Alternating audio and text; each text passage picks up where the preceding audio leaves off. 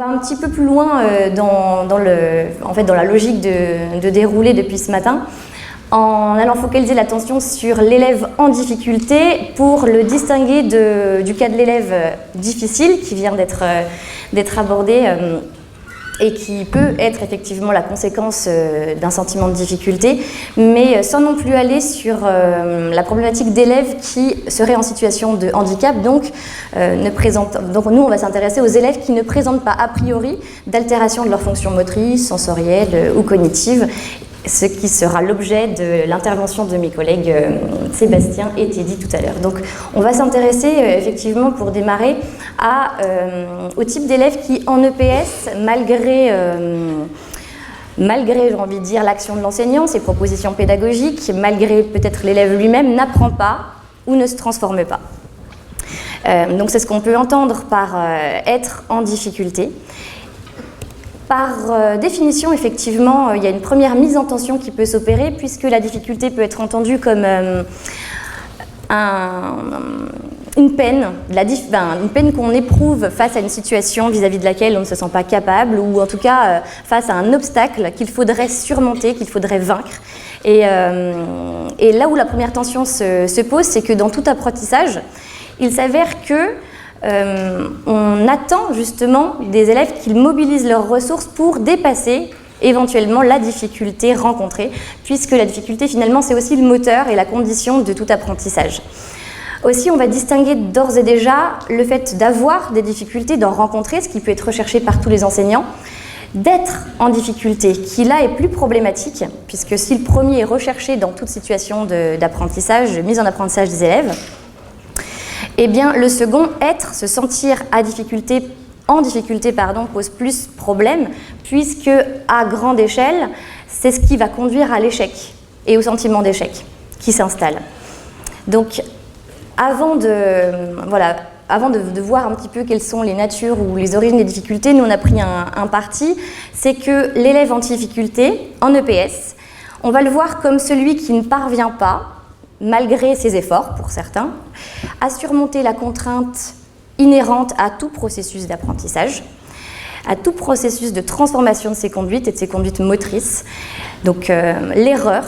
qui devrait être qu'une étape et ne pas aller jusqu'à s'enliser et peut-être se cristalliser en échec. Donc voir comment est-ce que ça se produit, comment ça se construit. Et avant justement d'aller, en tout cas s'engager sur l'origine possible, probable des difficultés ou du sentiment de difficulté chez les élèves, on va voir que notre expérience professionnelle nous met face à une nature plurielle en fait, des difficultés rencontrées par les élèves en EPS et face auxquelles on se sent parfois désarmé en tant qu'enseignant. Donc on pense à l'élève qui bloque, celui qui refuse, celui qui a peur même de s'engager, celui qui va se sentir nul ou incapable, voire celui qui n'a pas envie, qui pense ne pas savoir faire, d'ailleurs celui qui ne sait pas faire au démarrage. Il y a aussi l'élève qui ne comprend pas ce qu'on attend de lui, celui qui ne ressent pas, qui ne fait pas les liens entre le produit qu'il a réalisé et ce qu'il pense avoir fait effectivement, malgré parfois nos retours, nos feedbacks, etc. Donc on peut voir d'ores et déjà que différentes origines plurielles sont décelables, d'ordre psycho-affectif, social, physique, physiologique, morphologique, cognitive, et c'est ce qu'on va apprendre en formation, et puis pour mieux intervenir auprès des élèves à travers les notions de pédagogie différenciée, etc. Mais là, ça ne va pas être l'objet de la question qu'on va poser, du problème qu'on va poser, mais quand on va se questionner sur l'origine des difficultés, on a eu envie, donc avec Lucas, de pointer plutôt aujourd'hui le fait qu'on a longtemps considéré l'élève en difficulté comme soit un feignant ou un sot, celui qui ne comprend pas de toute façon depuis le départ ou celui qui ne travaille pas assez. Et l'institution a peut-être trop longtemps mis en place cette impression-là, cette forme de naturalisation de la difficulté ou du type d'élève qui serait de toute façon en difficulté et qui déchargerait peut-être un petit peu notre responsabilité, ou en tout cas la responsabilité de l'institution. Et à ce titre, on sous-estime peut-être le poids aussi des difficultés causées implicitement par l'école. Donc le parti pris qu'on a eu aujourd'hui, c'est de pointer peut-être qu'au-delà de facteurs sociologiques et physiologiques, on puisse peut-être mettre en question le rôle de l'école. On s'appuie, on pense ici, effectivement, ça a été aussi évoqué tout à l'heure par les collègues à propos de, voilà, aussi bien de l'adolescent que des publics en milieu, des élèves en milieu difficile, des élèves difficiles. C'est effectivement ce que mettent en avant les dernières enquêtes internationales sur la santé du système éducatif et notamment du système éducatif français, selon lequel, effectivement, on a du mal à réduire les inégalités de départ. Aussi, face à cet état de fait, on peut se poser une question. Il y a deux solutions qui peuvent apparaître. C'est est-ce qu'on change le système ou est-ce qu'on peut exploiter la marge de manœuvre qu'on peut avoir, nous, enseignants? Et c'est là-dessus que finit Olivier Wors juste avant. Et c'est vrai que c'est là-dessus qu'on va rebondir. Qu'est-ce qu'on peut faire dans ce cadre? Alors, avant d'entrer dans le détail de nos propositions pour proposer des pistes d'intervention et peut-être contribuer à dépasser la difficulté pour mettre ces élèves-là en réussite,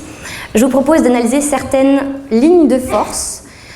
qui vont structurer l'expérience scolaire qu'on donne à vivre en EPS. Donc une tendance peut-être envers laquelle on vous invite à réfléchir. En fait, de par la structuration du temps, de l'espace, de l'organisation du face-à-face pédagogique, de la manière de présenter le savoir et les attentes, il s'avère qu'on passe peut-être à côté des principes, au sens de Reboul, de base, d'une école qui doit donner du temps pour apprendre. En effet, la question du temps et ses échéances, la question de l'espace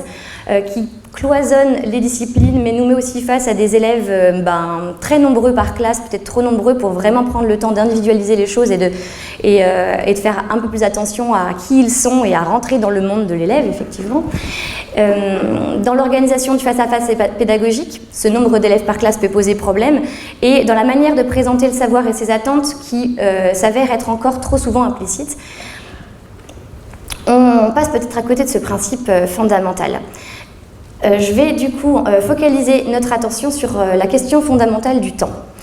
à partir de laquelle on peut déceler 3 sources de mise en difficulté potentielle des élèves les plus fragiles. Les élèves les plus fragiles, alias ceux qui se sentent et qui sont en difficulté.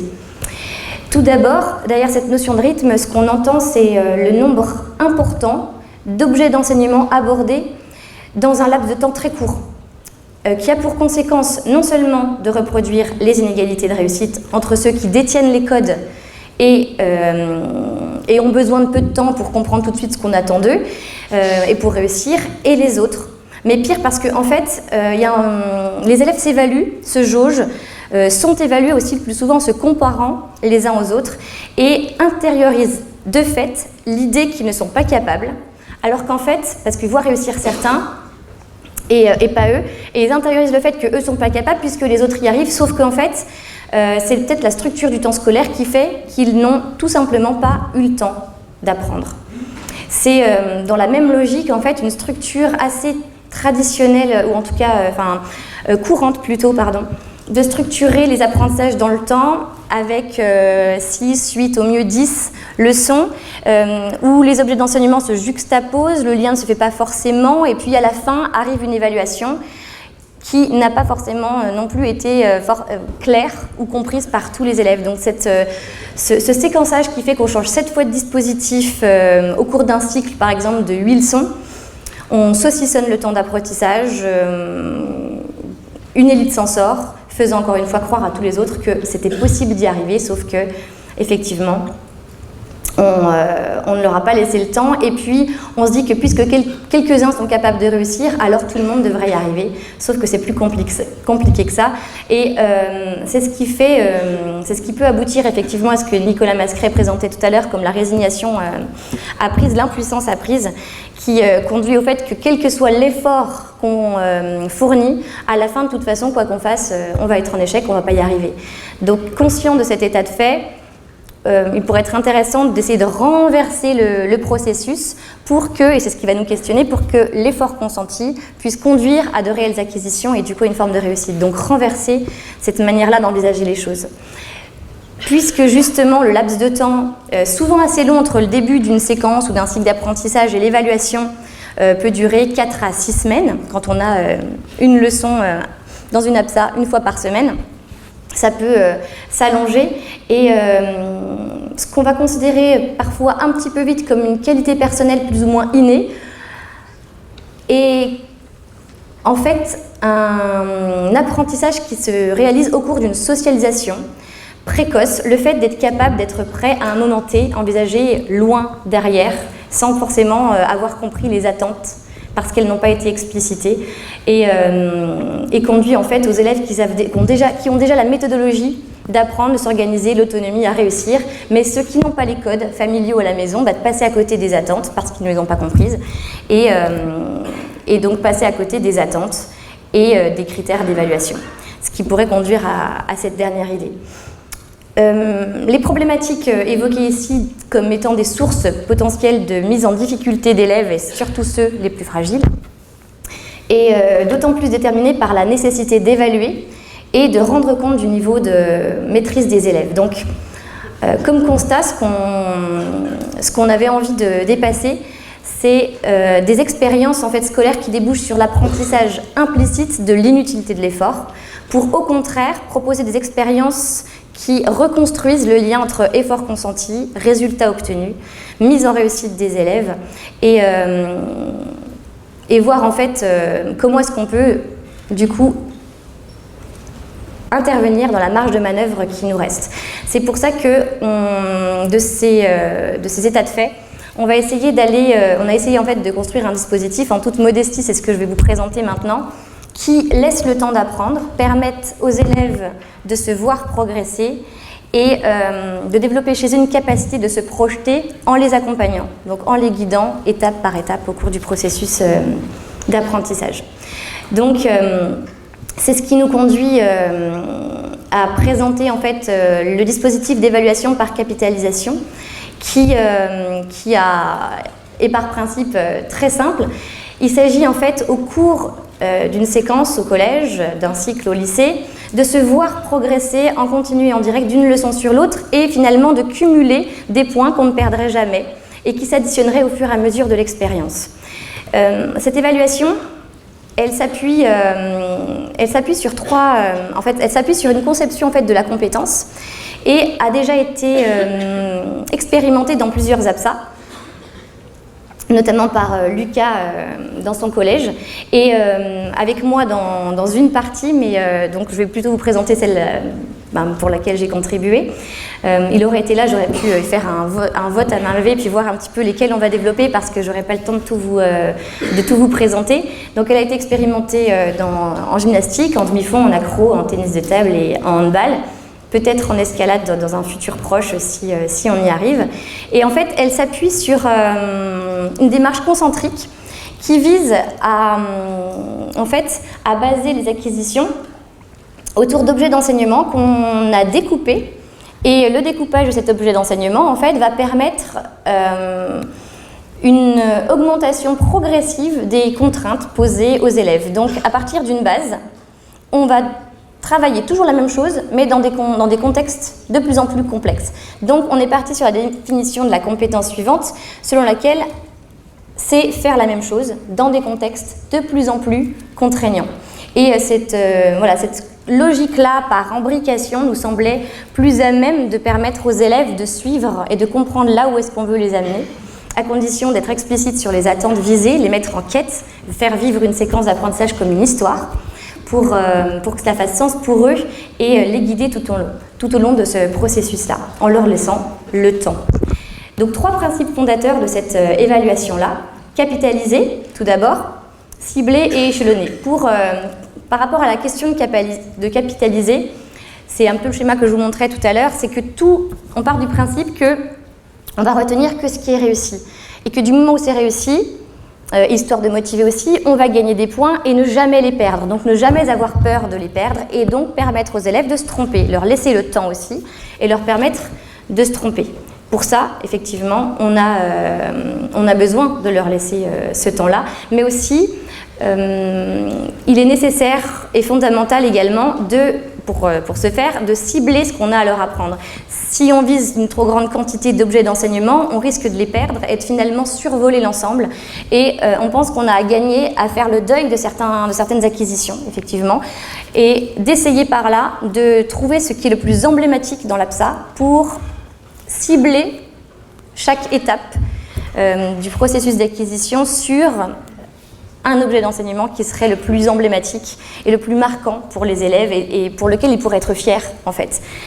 Donc c'est aussi faire la même chose sur un temps long, c'est cette lutte aussi du zapping qu'on a décelé chez le public adolescent.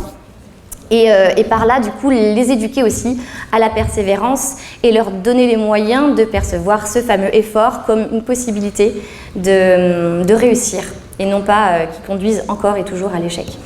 Et pour ça, on a besoin de baliser étape par étape, effectivement, le parcours de formation de l'élève et comme je vous le disais, en découpant cet objet d'enseignement en plusieurs étapes qui, dans le dispositif, correspondent à un nombre de points à gagner. Donc, une forme d'évaluation en continu, en direct, qui informe l'élève immédiatement de là où il en est, qui balise, renseigne les progrès et permet d'éduquer à la persévérance, peut-être ce qui manque le plus chez les élèves les plus fragiles et habitués à ne pas y arriver malgré tous leurs efforts.